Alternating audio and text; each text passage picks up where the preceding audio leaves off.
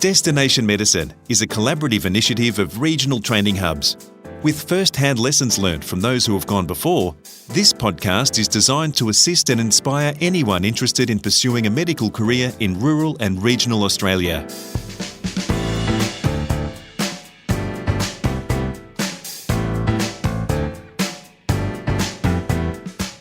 Welcome to Destination Medicine. I'm Nicole Goodman. Katie French didn't need to travel far to reach her destination. In fact, she's come full circle. She's navigated her passion for sport, science, the study of Alzheimer's disease, and ultimately geriatric medicine quite successfully.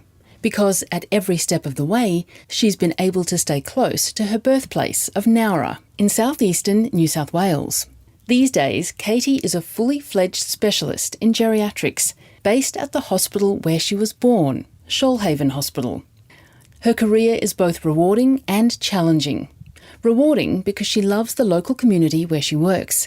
Challenging because Shoalhaven is not a wealthy area, and much resourceful teamwork is required to meet the needs of patients. Katie's working hard to meet such challenges head-on, as we'll hear in a moment. First, Heather Dawson asks, where did her career in rural medicine start? I was born in a rural area. I was born in Nowra, New South Wales, and spent a lot of time, as most country kids do, playing a lot of sport and enjoying the countryside. Always interested in medicine and science, but for the majority of my life it was always sport, with an interest in what happens, especially sporting injuries and the like. Went on to university and studied biotechnology as my first degree. As I said, I was interested in science and really fascinated by the underpinnings of medicine first. I then developed an interest in medicine, but really didn't want to leave the rural area, and at that point in my life it was difficult to obtain a medical degree without going to Sydney or to one of the capital cities, which was really a deterrent for me with my lifestyle and also my sporting endeavours. And it was when I actually was at an awards ceremony for a sporting event that I ran into one of the main founders of Wollongong University Medical Program. And he let me know that medicine was coming to the area and it might be an option for me in the future. And that really kind of sparked my interest. And I went on then to complete the postgraduate degree at Wollongong University in the first year it was offered. Well, you have specialised. Tell us about that. Why you specialised, what you're working in your speciality, and why it interests you. So I'm a geriatrician, the care of elderly people. I'm a later thought in life, so my parents were older when they had me and I didn't have any grandparents growing up. I have memories of going to a nursing home as a young child when my grandfather was still alive and entertaining older people and listening to their stories. And really when I look back at it, it was really a fascination with older people and the stories that they had to tell. I was then able to combine that with my love of research and found the brain fascinating, particularly Alzheimer's disease and dementia. And my undergraduate degree and honours and masters are in Alzheimer's disease. So that way, with my specialty, I could combine my interest in research, but also kind of a passion to understand and appreciate older people and making sure that we can do lots of things in medicine, but taking the approach of what's sensible as we approach our elderly age. And that's what I really tend to focus on a day-to-day basis, is listening to older people, making sure they're heard, and then focusing on sensible medicine rather than interventions. Well, tell us a bit more about your challenges to fellowship, because there were a few restrictions that you had to overcome. Yeah, so studying through Wollongong, I become quite established in the area. So I'm married and have 2 young children, and all of my family and friends were here. So I felt like if I was to achieve the goals I wanted to and get through the training that was required, I wanted to stay in the local area to have that support. So there were challenges. I was one of the first through Wollongong University that did all of their training, especially specialist training within the local area. And there were challenges. There were many letters sent to the college with supporting evidence to say that my training in the rural area would be the same as what I'd get in a city environment. And really, I think it's been a benefit being in the country and seeing such widespread conditions and having limited resources. We often see a lot more pathology than what we would if we were in the city with many subspecialists. So there were challenges, but they were overcome, and I'm happy now that if I've done it, it means that it's really left the door wide open for other regional and rural doctors to do the same thing. Well, as you say, you're married, mother of 2. How are you getting on with your work-life balance, Katie? It's busy.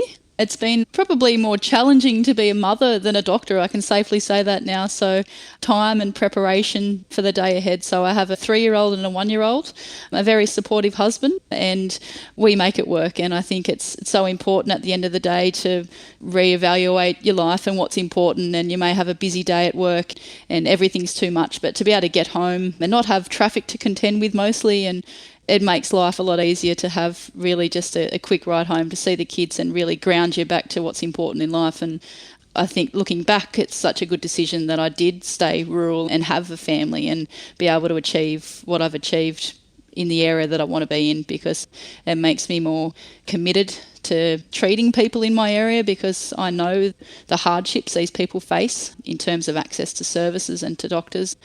And I think it really has worked out well. Busy, but I'd do it again in a heartbeat. Well, that's great, but there would be some challenges working where you do. Yeah, look, challenges are really the people that we work with do struggle. The Shoalhaven area is a low socioeconomic area, and we do see people who battle and people who don't have ideal healthcare, and it can be very challenging trying to navigate these people through the health system. Many of these people don't want to go to Sydney. They don't want to travel. They don't want to leave their loved ones. So it can be really kind of frustrating at times when you know that these people need more help, and they're often resistant to it because of the distance. And that's something I can relate to. So, look, it's a challenge, but that's why we go into medicine, is to be challenged and to try to problem solve and overcome. So I think that by working in the rural area, we're faced with more challenges, and really we just become a bit better at trying to manage that the best way we can with the support that we do have. So how do you do that? How do you get together? A more collaborative approach, would you say, to help solve these problems? Yeah, and I think I did my training. I'm now at Shoalhaven Hospital, and I did most of my medical school training, including clinical placements in this hospital. So I have a great relationship with the other specialists in the hospital, and we're all very close and eager to listen to each other's issues. It's a really supportive environment to work, especially as a young consultant, being very junior. There's obviously challenges that I'll face given that I don't have a lot of experience yet, and I always feel very supported. So I think it's really a more collaborative approach, definitely in this hospital. And I also work with colleagues in my department who have 30, 40 years experience, who I often call on frequently to give advice and just to say, how do you get through this and what other challenges can I face? So I definitely think it's something I learnt playing sport in this area. It's a team approach, and it's using the resources you have effectively. And I think as a team, this health service works very good together. Well, you've obviously been a bit of a trailblazer in managing to do all your studies and work where you want to. But have you had a mentor, somebody to help you through? Yeah, I have. So when I first decided to go into geriatrics post-internship, was actually a term I did at Shoalhaven Hospital. I met a geriatrician who was from Sydney but made the transition down to the Shoalhaven because of the wide variety of medicine that you're exposed to in geriatrics. So she showed me that geriatrics was more than just placing people in nursing homes and caring for elderly conditions. It was really more of thinking through diagnostic challenges and really not forgetting the underlying pathology in elderly people. So I decided to do geriatrics and wanted to stay in this area because of her, and now I'm working beside her.